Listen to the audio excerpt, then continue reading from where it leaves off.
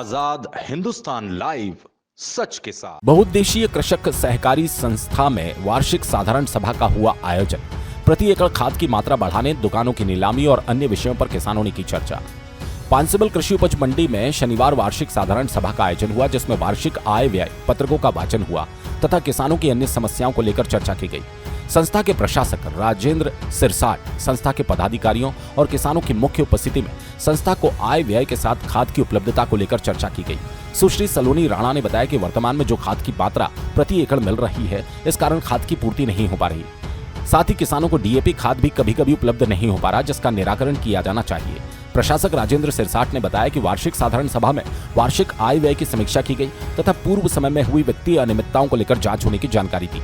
जांच के बाद विशेष साधारण सभा आयोजित करने के बारे में कहा गया। लंबे समय से ऋण नहीं चुकाने वाले किसानों की भी सूची जारी करते हुए अन्य विषय अध्यक्ष की सहमति से रखे गए। वहीं खाद की किल्लत को लेकर उन्होंने जैविक खाद के अधिक उपयोग करने की बात कही।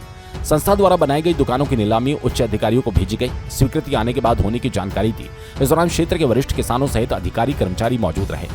पांसिमल से संदीप पाटिल की रिपोर्ट। ये संस्था से ये शिकायत रही कि कास्का जो खाद मांगता है वो नहीं देते, दूसरा देते हैं। हमारा ये कहना है कि हमको इफको कंपनी का खाद दिया जाए जी। यूरिया भी, हाँ वो भी इफका भी यूरिया का ही दिया जाए। ये दूसरी कंपनियों के लिए आते हैं जिसकी की गारंटी नहीं। जी। अधिकारियों ने क्या कहा फिर इसका? अधिकारी ने कहा कि हम ऊपर मांग रखेंगे, तो पहले क्यों नहीं मांग रखे? आज हम भुगत रहे हैं, तो आगे चलिए दूसरा खाद मंगाया नहीं जाए, केवल वही मंगाया।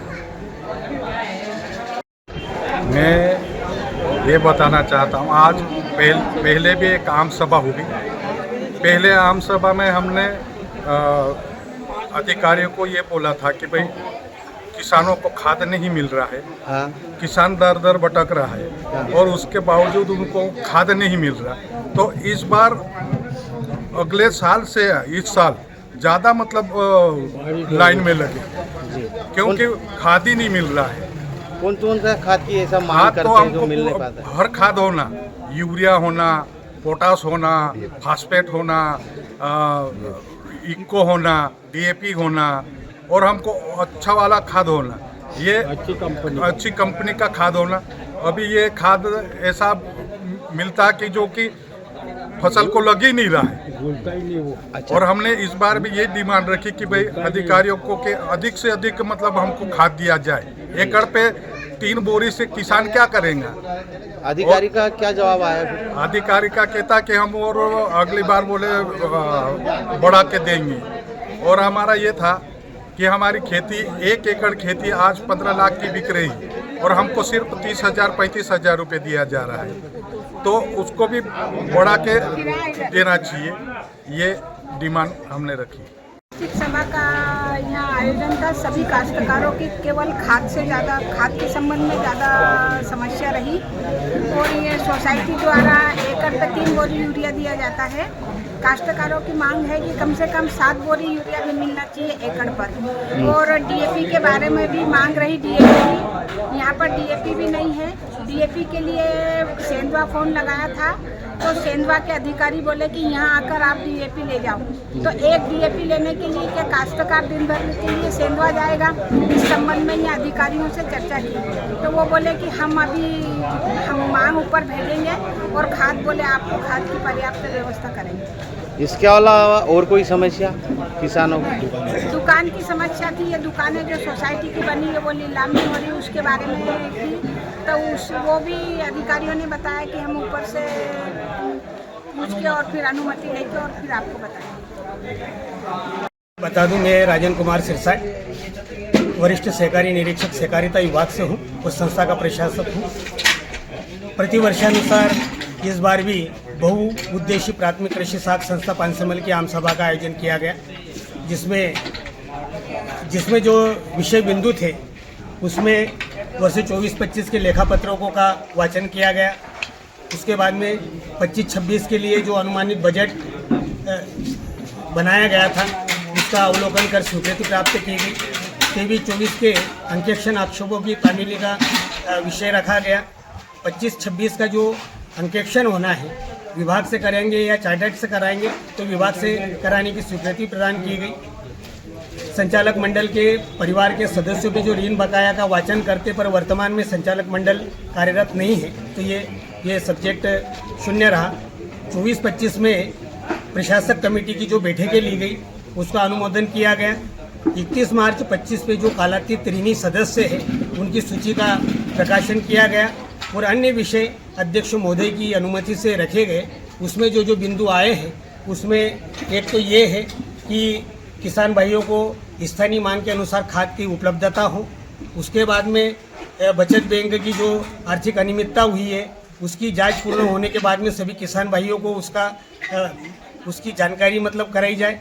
हो सके तो विशेष आम सभा बुलाई जाकर उसमें वो उसका जो भी मतलब निष्कर्ष निकले जांच का वो उनको किसान भाइयों को अवगत कराया जाए। सर, किसानों ने 1 एकड़ पर 3 बोरी का प्रावधान जो रखा है उनको वो खाद कम पड़ रही है, तो उसके लिए क्या किया जाएगा? साथ ही संस्था की एक भवन बना हुआ है जिसके अंतर्गत दुकानें भी है, उनका आवंटन अभी तक नहीं हुआ है, तो ये किस कारण रुका हुआ है सर? थोड़ा सा विस्तार से। ये जो हमारी ये जो दुकानें संस्था की बनी हुई है उसकी नीलामी के लिए या उसके जो किराए पे देने की अनुमति के लिए हमने विभाग को लिखा है, बैंक को भी मतलब लिखा है, उच्च स्तर पे भी लिखा गया है। जैसे वास्ते स्वीकृति प्राप्त होगी उसकी पारदर्शी तरीके से उसका किराए पे देने की या नीलामी की कार्रवाई करेंगे और उसमें माननीय हमारे जो पत्रकार साथी है उनको भी मतलब आमंत्रित करके पूरी पारदर्शिता से कार्य संपन्न करेंगे।